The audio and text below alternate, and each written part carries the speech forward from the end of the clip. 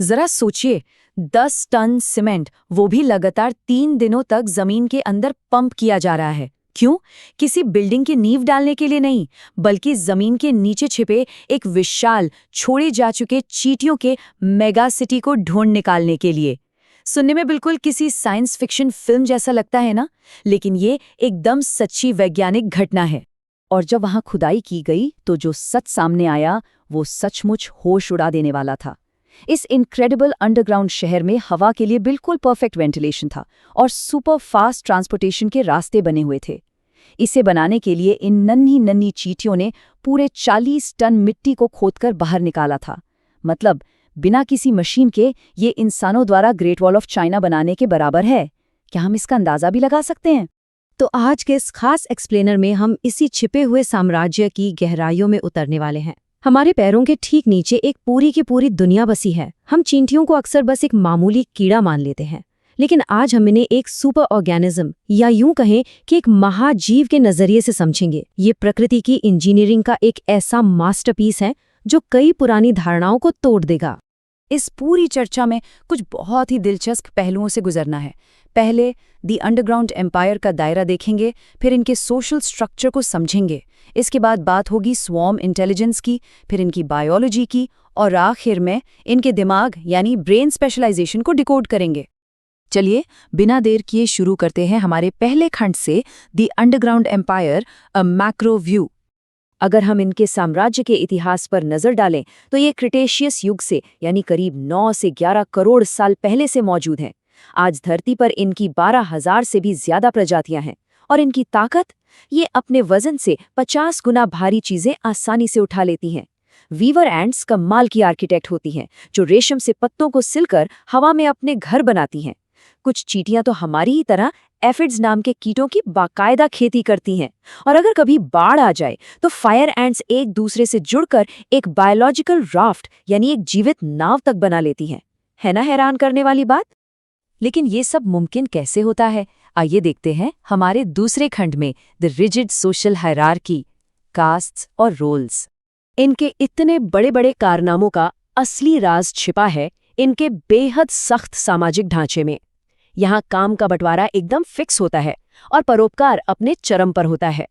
रानी चींटी का बस एक ही काम है, प्रजनन करना, और मजे की बात है कि वो सबसे लंबी जिंदगी जीती हैं। दूसरी तरफ होती हैं वर्कर चींटियां, जो असल में बांझ मादाएं होती हैं।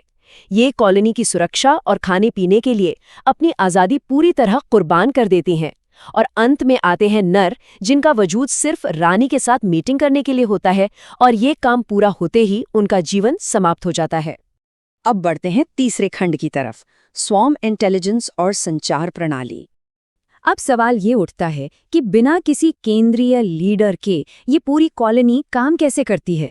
इसे समझने के लिए एक बार हमारे इंसानी दिमाग की तुलना चींटी के दिमाग से करते हैं। एक इंसान के दिमाग में करीब 86 अरब न्यूरॉन्स होते हैं, वहीं एक चींटी के पास सिर्फ 2,500 से लेकर 2.5 लाख तक न्यूरॉन्स होते हैं। सुनकर लगता है कि ये तो बहुत कम है ना? लेकिन असल कैच यहीं पर है। एक चींटी के दिमाग का न्यूरल कनेक्शन इतना जबरदस्त और ऑप्टिमाइज्ड होता है कि उनके न्यूरॉन्स के बीच सिग्नल का लॉस लगभग 0 होता है, बिल्कुल 0। और यही कॉन्सेप्ट आता है स्वार्म इंटेलिजेंस का। होता क्या है कि ये चींटियां केमिकल फेरोमोन और शारीरिक कंपन, जिसे स्ट्रिड्युलेशन कहते हैं, उनका इस्तेमाल करती हैं। और जब 10 लाख चींटियां एक साथ मिलती हैं तो वो एक बेहद एडवांस्ड और डिस्ट्रीब्यूटेड सुपर कंप्यूटर की तरह काम करने लगती हैं। अकेले एक चींटी शायद कुछ खास ना कर पाए, लेकिन जब वो एक कॉलोनी के तौर पर जुड़ती हैं तो ये मिलकर किसी भी जटिल समस्या को सुलझा सकती हैं। आइए इस सुपर ऑर्गेनिज्म के और अंदर चलते हैं। खंड 4 में, the biology of castes. Biology के नजरिए से देखें तो ये पूरी कॉलोनी अपने आप में बस एक सिंगल जीव की तरह है, जहां रानी चींटी जर्म सेल्स यानी प्रजनन कोशिकाओं का रोल निभाती है और वर्कर चींटियां शरीर की सोमैटिक सेल्स का। ये वाइडिंगटन एपिजेनेटिक मॉडल इस बात को बहुत ही खूबसूरती से समझाता है। ये दिखाता है कि कैसे रानी और वर्कर चींटियों का मूल डीएनए तो बिल्कुल एक ही होता है, लेकिन जैसे जैसे वो बड़ी होती हैं वो पूरी तरह से अलग अलग बायोलॉजिकल रास्तों पर निकल पड़ती हैं। इसके पीछे की साइंस काफ़ी दिलचस्प है। इनके विकास के दौरान जीन एक्सप्रेशन डीएनए मिथाइलेशन के जरिए बदल जाता है।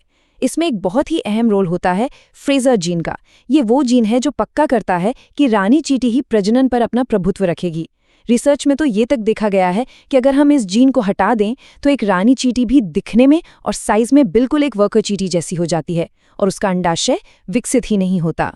अब हम अपने आखिरी और सबसे microscopic memory and brain specialisation single cell transcriptomic maps का इस्तेमाल करके बनाया गया चींटियों के दिमाग का ये हाई प्रिसिजन 3D मॉडल देखिए।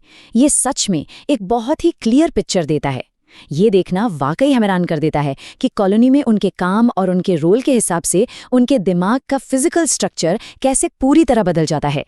इस 3D मैप से एक बात बिल्कुल साफ हो जाती है, वर्कर चींटियों को पूरी कॉलोनी का मैनेजमेंट देखना होता है, इसलिए उनके दिमाग में गंध यानी ऑडोर और मेमोरी के सेंटर्स बहुत ज्यादा डेवलप होते हैं, जबकि उनका विजन बहुत कमजोर होता है। इसके बिल्कुल उलट नर चींटियों को सिर्फ एक उड़ती हुई रानी को खोजना होता है, तो उनके ऑप्टिक लोब्स यानी देखने वाले हिस्से बहुत पावरफुल होते हैं और गंध को प्रोसेस करने वाले हिस्से ना के बराबर। सिर्फ स्ट्रक्चर में ही नहीं, रिसर्चर्स ने एक और गजब की चीज खोजी है, ब्रेन लैटरलाइजेशन। मतलब चींटियां अपनी एनर्जी बचाने के लिए एक बहुत ही स्मार्ट तरीका अपनाती हैं। वो अपनी शॉर्ट टर्म और लॉन्ग टर्म मेमोरीज को अपने दिमाग के दो बिल्कुल अलग-अलग हिस्सों में स्टोर करती हैं। इसे टेस्ट करने के लिए वैज्ञानिकों ने वुड एंट्स पर एक बहुत ही मशहूर पावलोवियन एक्सपेरिमेंट किया। उन्होंने चींटियों को नीले रंग का संकेत दिखाया और फिर उनके दाएं या बाएं एंटीना पर चीनी का पानी लगाया। ये बेसिकली उन्हें ट्रेन करने का एक तरीका था। इसके बाद 10 मिनट, 1 घंटे और 24 घंटे के गैप पर उनकी याददाश्त को चेक किया गया कि क्या वो नीले रंग को देखकर अभी भी खाने की उम्मीद कर रही हैं। और इसके रिजल्ट्स सच में दिमाग हिला देने वाले थे। जिस दाएं यानी राइट एंटीना को ट्रेन किया गया था, उसने 10 मिनट में तो तुरंत रिस्पॉन्स दिया, लेकिन 24 घंटे बाद वो सब कुछ भूल चुका था। मतलब राइट साइड सिर्फ शॉर्ट टर्म यादें बना रहा था। वहीं दूसरी तरफ बाएं एंटीना ने शुरू में तो कोई खास रिएक्शन नहीं दिया, लेकिन 24 घंटे बाद उसने बहुत ही स्ट्रॉन्ग मेमोरी दिखाई। इसका सीधा सा मतलब ये था कि उनका बायां हिस्सा एक्सक्लूसिवली लॉन्ग टर्म मेमोरी को ही प्रोसेस कर रहा था। तो एक बात बिल्कुल शीशे की तरह साफ हो जाती है, चींटियां असल में एक सुपर ऑर्गेनिज्म के रूप में मौजूद हैं ताकि पूरी कॉलोनी एक साथ मिलकर रक्षा, प्रजनन और भोजन जुटाने का काम कर सके। उनके बनाए गए उन विशाल अंडरग्राउंड शहरों से लेकर उनके डीएनए और उनके दिमाग की बनावट तक, चींटियां वाकई एक परफेक्टली ऑप्टिमाइज्ड सिंगल ऑर्गेनिज्म की तरह काम करती हैं। इस छिपे हुए साम्राज्य की, इस कमाल की डिस्ट्रीब्यूटेड लीडरशिप से, एक दूसरे के लिए किए गए एक्सट्रीम परोपकार से और इस बेजोड़ सामूहिक बुद्धिमत्ता से क्या मानव समाज कुछ सीख सकता है? जरा सोचिए, चींटियों की ये निस्वार्थ कार्यकुशलता और मिलजुल कर प्रॉब्लम सॉल्व करने का तरीका क्या हमें भविष्य में और भी बेहतर और सहयोगी सिस्टम्स बनाने के लिए प्रेरित कर सकता है? ये एक ऐसा विचार है जो यकीनन इन नन्हे जीवों को एक बहुत ही अलग और ऊंचे मुकाम पर लाकर खड़ा कर देता है।